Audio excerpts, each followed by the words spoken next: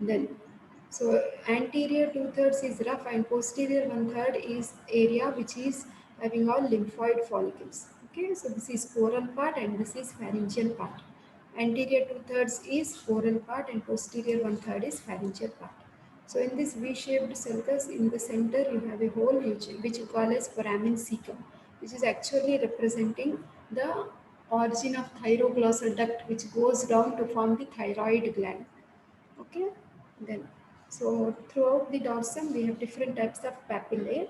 So towards the margins predominantly we are finding fungiform. Throughout the dorsum of the tongue we find filiform papillae, and towards the margin we have foliate papillae. In front of sulcus terminalis we have circumvallate papillae. Behind, in the pharyngeal part, we have so much of lymphoid tissue. This is actually called as lingual tonsil. In the posterior one-third of the tongue, we also have two folds, palatoglossal arch and palatopharyngeal arch, between which you will have palatine tonsil. Okay. Now, at the posterior aspect of the tongue, you will see epiglottis is one of the cartilages of larynx, which is projecting here. So, you will find three folds of mucous membrane extending from the epiglottis to the pharyngeal part of the tongue. So, the three folds are median glossoepiglottic fold and lateral glossoepiglottic fold. So, between the two glossoepiglottic folds, between these two folds, you have cup-like depressions which are called as valliculae. Plural is valliculae, singular is vallicula. This is what you have to discuss better for dorsum of the tongue. Okay, once you lift the tongue, below this you have the ventral aspect. You are finding there is a mucosal fold which is called as frenulum linguae. This one is frenulum linguae. On either side of frenulum linguae, we have a fold of mucosa which is plica fimbriata. Plica fimbriata. In between frenulum linguae and plica fimbriata, we have this vein, that is the deep lingual vein. Okay, that is the reason I told you when I was taking theory classes, like we give all drugs. If you want fast absorption, like antihypertensive drugs, like nifedipine, dipine, it is given sublingually so that there is through this vein it will be absorbed fast and it is circulated into the blood. Okay, better. So that is about the gross features. After gross features, see this is the histology. We have different types of papillae here: filiform, fungiform, circumvallate. Okay. So filiform papillae, you can see they are pointed, they are little blunt, and circumvallate are little broader. Excuse me. Now see, the type of epithelium only in case of filiform papillae, you have stratified squamous, non-keratinized, sorry, keratinized here. Rest all fungiform, circumvallate and foliate. In all these areas, you will find the epithelium is stratified squamous, non-keratinized epithelium. Okay, and in circumvallate papillae, you are finding these depressions are actually called as furrows. Along the furrows, we will have taste buds. Okay, that is histology. So we have intrinsic and extrinsic muscles in the tongue. Okay, intrinsic muscles are the muscles which start in the tongue and which end there itself and which are responsible for various types of movements. What we see. See, what are the various muscles we have? We have transverse muscles, we have superior longitudinal, inferior longitudinal, okay, and vertical muscles. Okay, extrinsic muscles in the sense they are coming from nearby bones. Okay, like we have palatoglossus in the sense it comes from the hard palate to the dorsum of the tongue. Palatoglossus. Ioglossus is coming from the hyoid bone to the tongue. Styloglossus from the styloid process to the tongue. Genioglossus from the genial tubercles to the tongue. Okay, so like that you have different muscles coming from various areas from the nearby bones and they get inserted into the tongue. So you just go through the origin, insertion and action of these muscles from these tables. Okay, so that is, so after that what is asked, let me check. So we have seen macroscopic nerve supply, we will see lymphatic drainage and development. Okay. See here, this is the lymphatic drainage. So tip of the tongue, it is draining into submental group of lymph nodes. Okay. Okay, and like in front of the sulcus terminalis, the dorsum is draining into submandibular, and the pharyngeal part of the tongue is draining into deep cervical group of lymph nodes. Okay, beta. So that is. So then coming to yeah, see here. This is the nerve supply of the tongue. So general sensation, like it is carried by. Ma'am, we can't see the PPT, ma'am. The question paper I'm able to say. Okay, okay. Sorry. This is textbook only, beta. BDC. Okay. Okay, okay. Can you see it now, beta?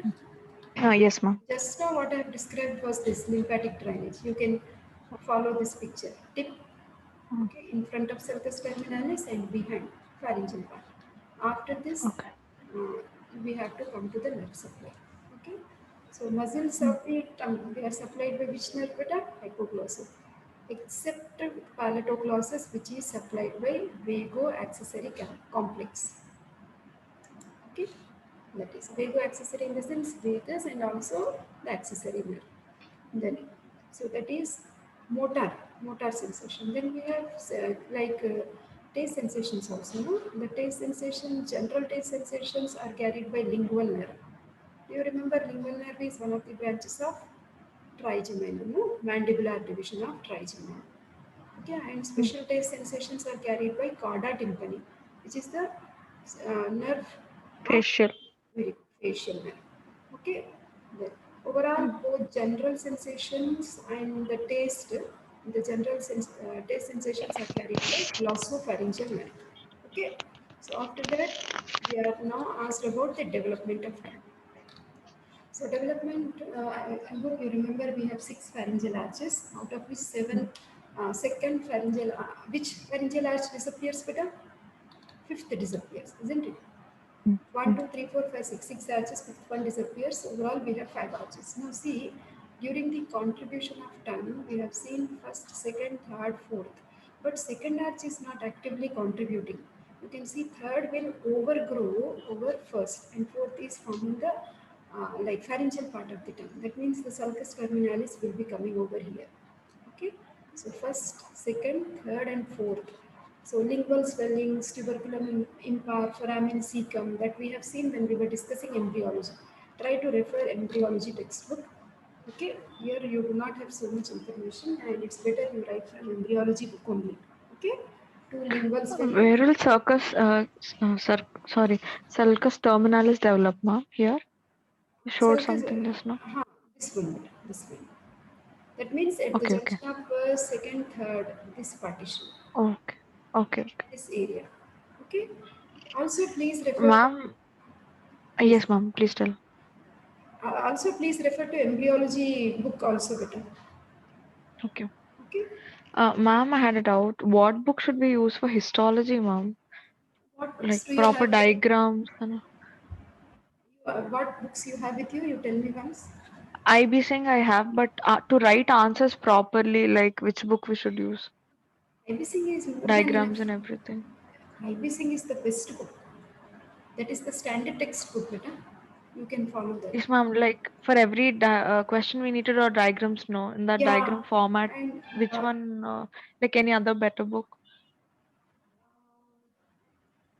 IBC is there, and Neelakantam book is also there. Krishna Like, Garg will is we have there. diagrams for all these? Uh, yeah, yeah. Okay. I'll share you better, like soft Yes, ma'am. copy of Please. one book which is very Yes, good. ma'am. Okay. Yes, ma'am. Please. Thank you. So that is development part. So what is the second essay we have? We will first try to finish head and neck things only, so that we need not change book again and again. This is our paper.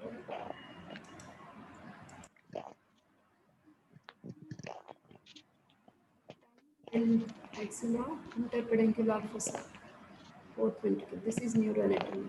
Oh, three questions from neuro. Thyroid gland development. Skin. Okay, only septum of nose is from here. Superior. Okay. Nasal septum. This is our chance. Nasal septum is come a very short note, beta. So, do you remember what are the bones contributing for nasal septum? Septal cartilage, isn't it? Vomer. I'll show you the diagram, then you will understand. Okay, page number is 40.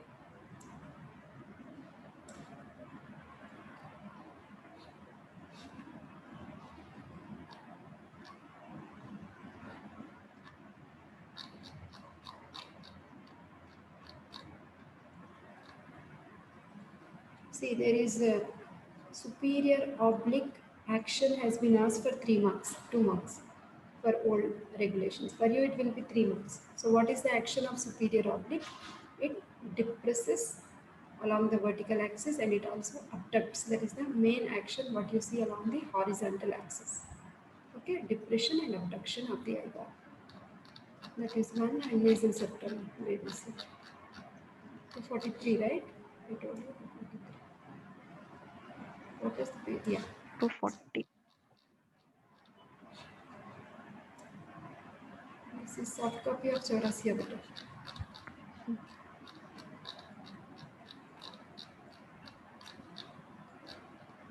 To handle many PowerPoints would be difficult, no? So I'm using textbook. Anyhow, we have done everything with the help of PowerPoints only. Hmm.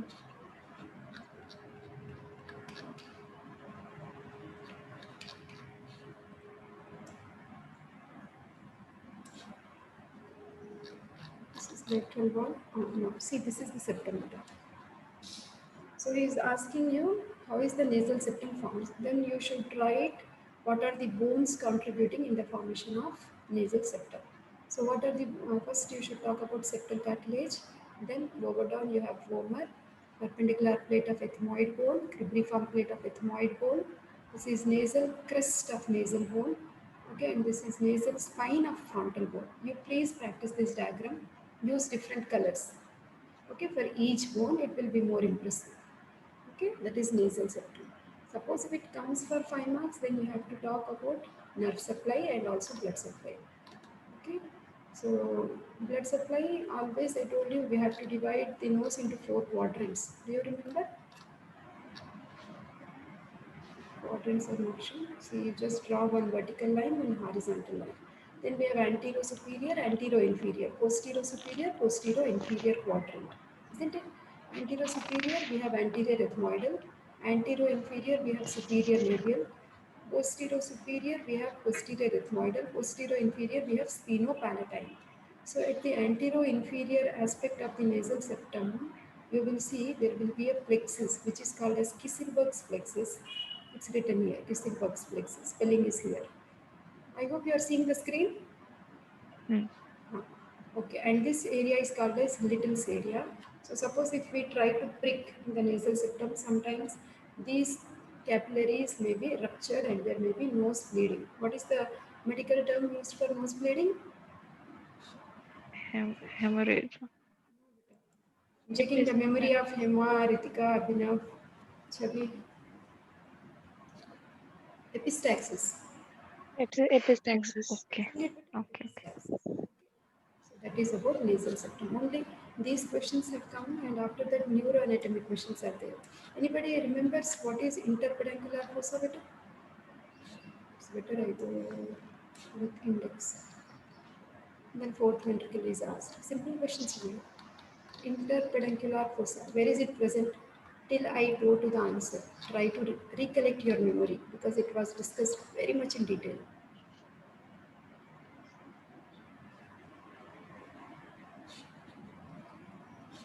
Cerebrum, I will take you to.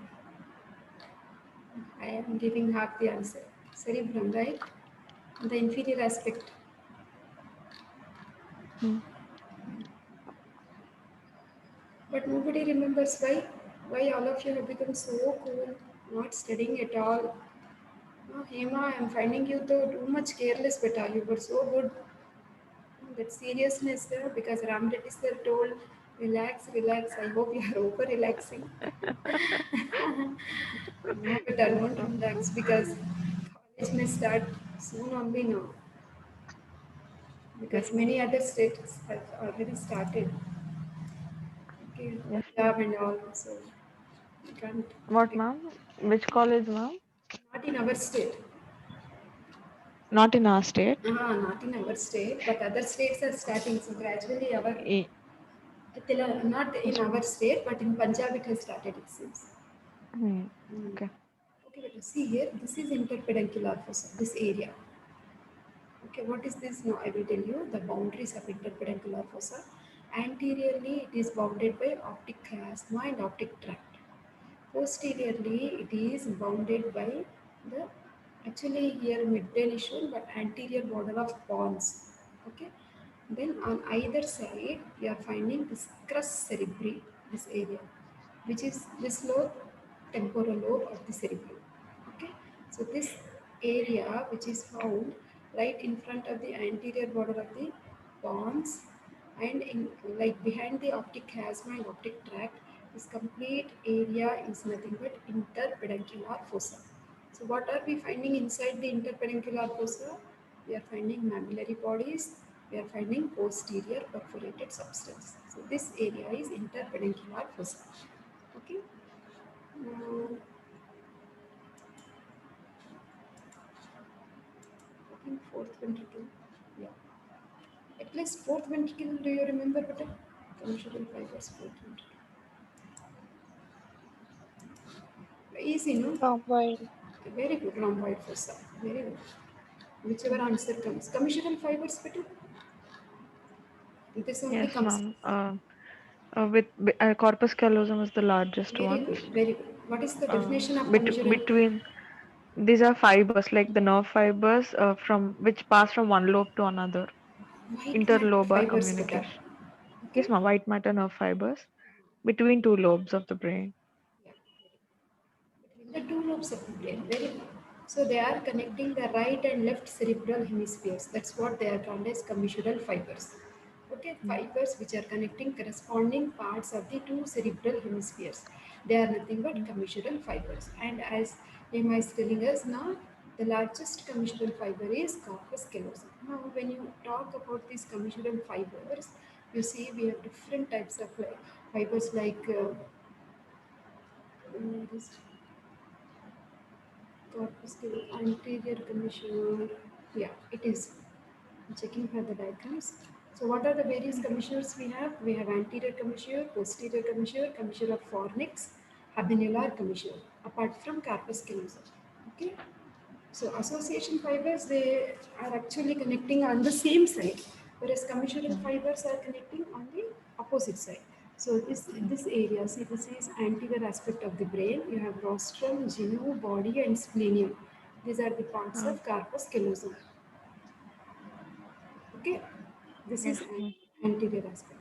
Now, just below the rostrum, you have anterior commissure. Just behind the splenium, in fact, you have posterior commissure. Okay, so location will be dealt here. So it is the anterior commissure, it is connecting olfactory bulbs. Don't go with archipelagia, you will be confused because olfactory bulb you will see on the inferior aspect of cerebrum, no? Olfactory Mm. bulb, olfactory tract, and all. That area is giving the fibers of right and left side anterior. Behind, that is at the level of superior clavicle. That means it is behind the splenium. Okay, Mm. commissure of fornix. So that is hippocampus. So that means deeper inside. Here somewhere we will have hippocampus. So connecting right and left hippocampus area, you will get hippocampus. Okay. Then habenular.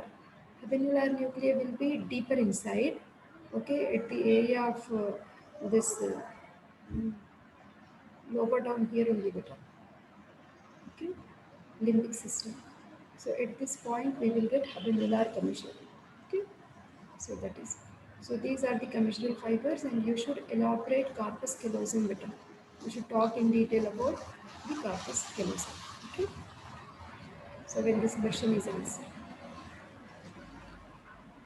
So the next question, what do we have? Fourth ventricle. Ritika, can you tell me the labelings what we see? It is the posterior aspect of which part of the brain stem?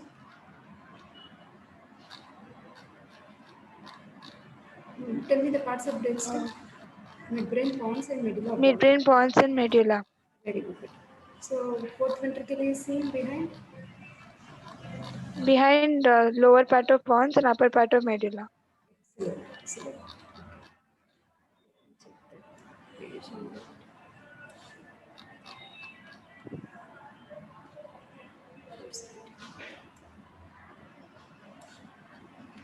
Okay, please tell me the labelings you get there.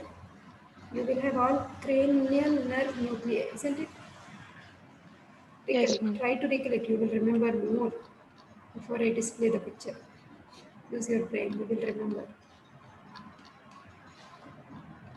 What is the partition between pons and medulla? Stria medullaris. No? Hmm. Facial follicles, isn't it? Then epiglossal trigone, vagal trigone. 472. I found maybe it is wrong because we are coming to.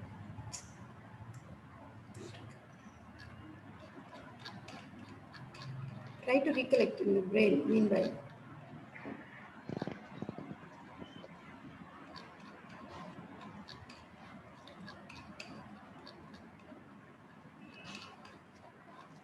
anybody is having the same book, no? Simultaneously, if you can check page numbers, it will be more convenient.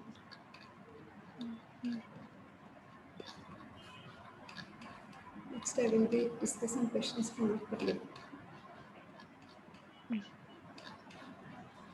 But I see, this is the floor of fourth ventricle, okay, which is also called as rhomboid fossa, as Ritika told us. See, the upper part is contributed by posterior surface of pons and lower part is contributed by posterior surface of medulla oblongata. And the partition what we have in between is the stria medullaris or stria medullaris. Okay.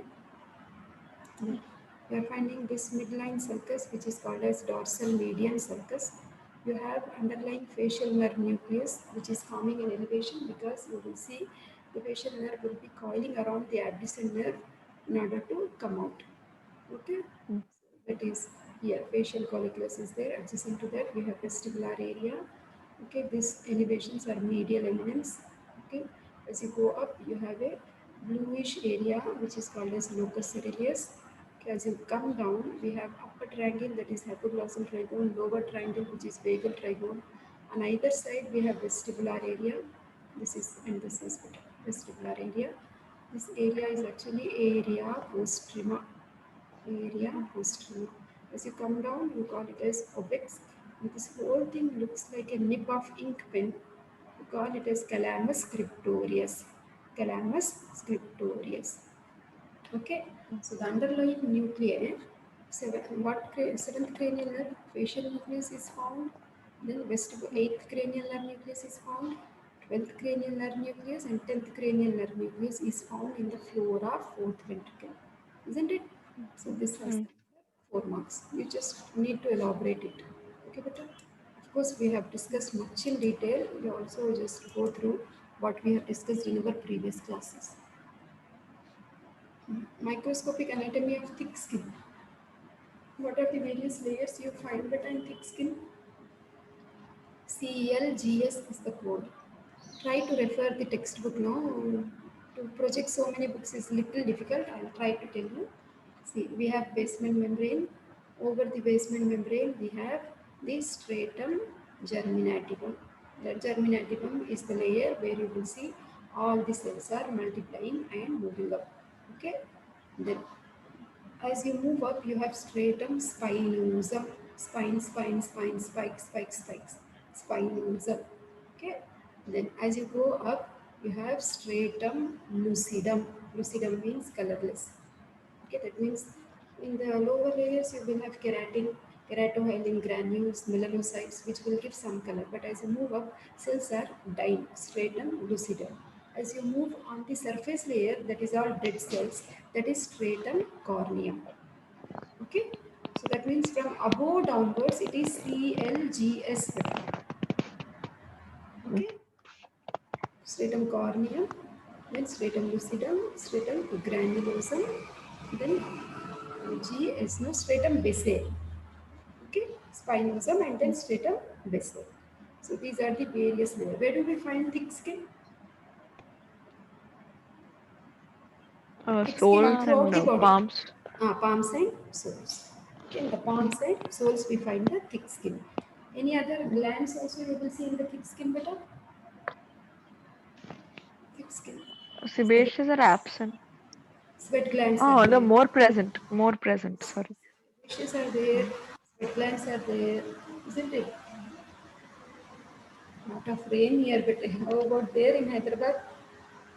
Very hot, ma'am. It's raining there. It's raining. Oh, okay.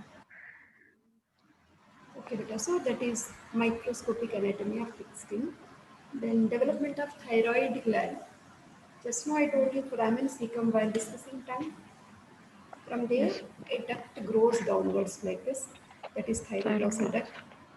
One side it will come and meet the fourth pharyngeal pouch, okay, and it will develop into two lobes of the thyroid gland. Okay, in between we will have isthmus. Okay, there will be a projection sometimes, that is the pyramidal lobe. Continuation, you may have levator glandulae thyroidae. Apart from that, you should talk about the developmental anomalies also. There may be only single lobe of thyroid, or two lobes may be missing, or isthmus may be missing. Okay, so many different types of anomalies are there. Position wise also, basically thyroid is lying in front of the tracheal rings, isn't it? Hmm. This thyroid cartilage. Sometimes it may be higher up, it may be above the hyoid bone, it may be within the tongue also. Suprahyoid, infrahyoid, intralingual position of thyroid gland.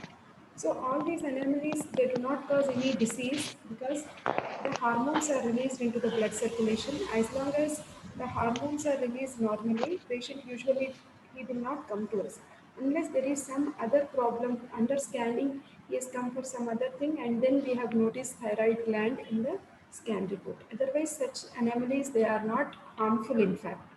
Okay, Hmm. that is thyroid. Okay. Then, do you remember claw hand better? 2 marks, we can just discuss like this only.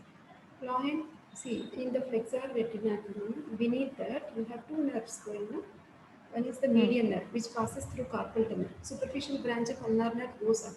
Deep branch of ulnar nerve goes down the retinaculum. Claw hand means, suppose Hmm. if the ulnar nerve is damaged, you will see Hmm. 1.5 digits, they just become flexed. Suppose if median nerve is also damaged, then you will see even the other three fingers are also flexed, clenched like this. So that means Hmm. partial claw hand is ulnar nerve, complete claw hand is both median and ulnar nerve. Okay, better? Hmm. That is claw hand. Yes. Ligamentum denticulatum. Where do we find? These are the extensions of pyometer which we see in the spinal cord. They pierce the Hmm. arachnoid, they pierce the dura mater, they come to attach to the periosteum of the vertebral column. 31 pairs of such ligamentum denticulata we find throughout the spinal cord. Suppose this is spinal cord. Here V, here V, here V, V, V, V, inverted V. 31 such pairs V, V, V, V, V throughout the spinal Hmm. cord. You will see those extensions which are called as ligamentum denticulatum. Okay, supinators of the forearm, you have to talk about what is the strong supinator I told you, but which helps in screwing actions. There is one direct muscle, that is Brachial. supinator. Apart from supinator, you should talk about which muscle? Biceps brachii. Biceps brachii. Okay. Engineering activities are all based on this muscle only, I said, isn't it? Hmm. Biceps. Try to read origin insertion. Okay, longer it has, shorter it has. Insertion is radial tuberosity, isn't it, of the radius bone. From where do we have shorted long? Please refer once. Okay, better. Okay. Now we will discuss axilla. Hmm. Before I project axilla, I request you to recollect about axilla. Better. How many boundaries does it have? Where is axilla present? It is nothing but armpit, right? Hmm.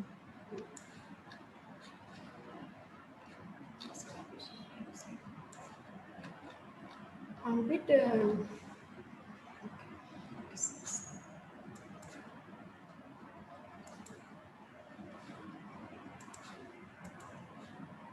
Have you seen upper limb textbook? Hema,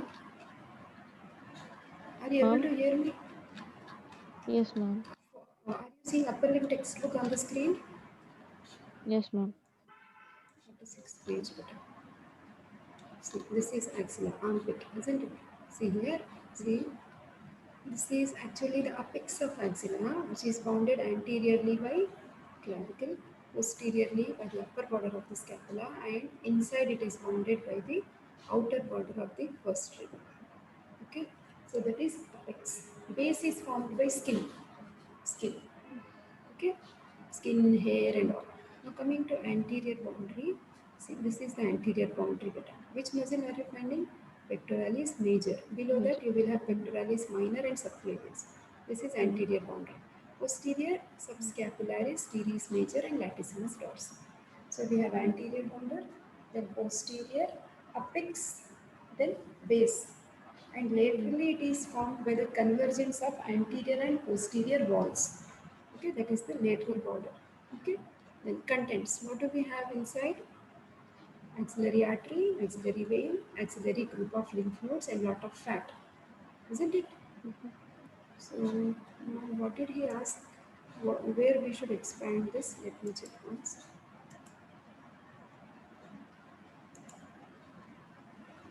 I think this Zoom will disconnect very soon. But this is easy answer only, no? But I hope you can do axilla. Yes, yes, ma'am. See, boundaries we have discussed. Contents I told you. Oh, he is asking about axillary group of lymph nodes. Mm. So how many group? Generally, what we study for mammary gland, Mm. like we have anterior, posterior, central, lateral, apical. These are the various group of Ma'am, tomorrow, can you once tell subclavian artery and axillary artery that shortcut divisions, ma'am? axillary artery. It's here.